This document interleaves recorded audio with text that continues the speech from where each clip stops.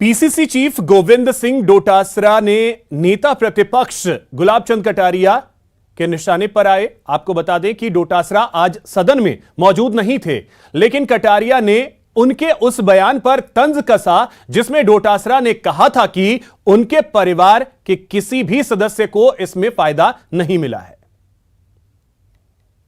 ने कहा था कॉन्फ्रेंस में हमारे अध्यक्ष महोदय ने, पहले शिक्षा मंत्री जी ने, कि मेरे घर के 13 आदमी बैठे थे परीक्षा में, 13 ही फेल हो गए। अरे नाम तो बता दे दादा, वो कौन कौन बैठे हैं? तेरे 3 बच्चे तो वैसे ही आरएस बन गए थे, अब और बचा क्या?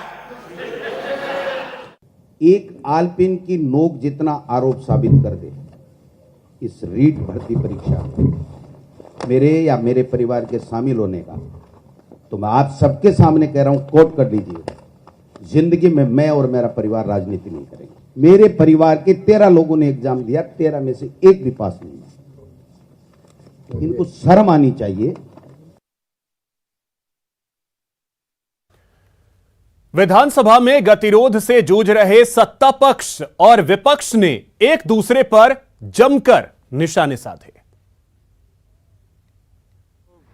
घोषणा कुछ करती है, आश्वासन कुछ देती है, यू टर्न भी कर लेती है, और इसलिए सरकार की बात का तो भरोसा नहीं है। हो सकता है वो सीबीआई की जांच कराने पर मजबूर हो जाएं। हमने तो अपील भी करी है, हम तो जिस पद पे हैं वहां से भी अपील कर रहे हैं कि सबकी जवाबदारी बनती है सदन चलना। खाली एक रूलिंग पार्टी का ही फर्ज नहीं होता है सदन को चलाना, विपक्ष का भी होता है, और विपक्ष को मिलकर काम करना चाहिए, बात करना चाहिए। बात अगर किसी प्रकार के बैठ के करेंगे तो हम तो तैयार है करने के लिए।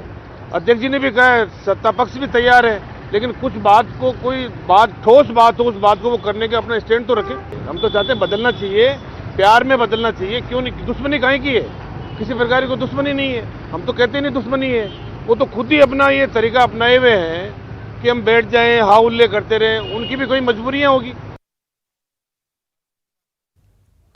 बीजेपी के प्रदेश प्रभारी अरुण सिंह इस वक्त बोल रहे हैं, आपको सुनाते हैं। और आक्रामक तरीके से उठाया, विधायकों ने भी पूरा एकजुट होकर के साथ दिया, और प्रदेश अध्यक्ष जी ने भी धरना प्रदर्शन में कार्यक्रमों का नेतृत्व किया। पूरी पार्टी युवाओं के मुद्दों को प्रखर रूप से उठा रही है। लेकिन प्रश्न यह है कि सरकार के जो मंत्री हैं उनमें आपस में कंपटीशन है। मैं तो यही कहूंगा कि एक तरीके से गहलोत जी के 2-3 तोते हैं। वह काम होता है कि भारतीय जनता पार्टी को, संघ को, जो एक पवित्र संस्था है, कितना गाली दे सको, कितना अपशब्द कह सको, उसमें कंपटीशन है।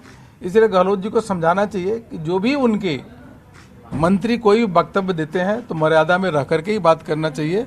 अपनी भारतीय संस्कृति और राजस्थान के कल्चर के अनुरूप ही बात करना चाहिए। धन्यवाद। सीबीआई जांच के लिए तो इनकार कर दिया सरकार ने, फिर क्या सिर्फ प्रदर्शन तक सीमित रहेगी? अरे जनता जनार्दन सर्वोपरि है। चलिए साहब, धन्यवाद। आइए सर, आइए हमारे